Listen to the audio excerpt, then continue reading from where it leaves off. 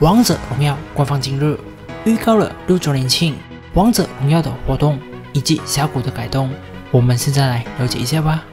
1. 王者峡谷地图改变。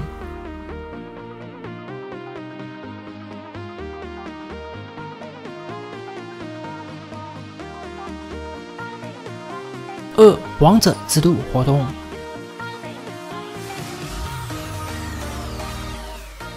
3. 6周年限定皮肤预告。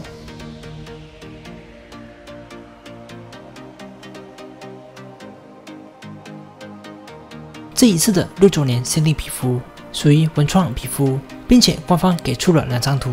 第1张出现压脚在王者峡谷，第2张就是在早前影片曝光的剪影，图中注明11月中参与周年皮肤活动就可免费获得，并且这款周年皮肤定制的双技能音效就是能切换技能音效，这第2套技能音效同样参与周年活动免费获取。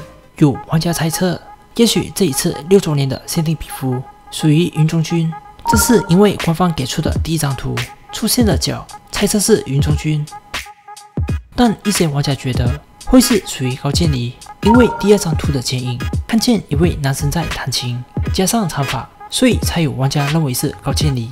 大家觉得呢？4. 蔷薇珍宝阁开启。5.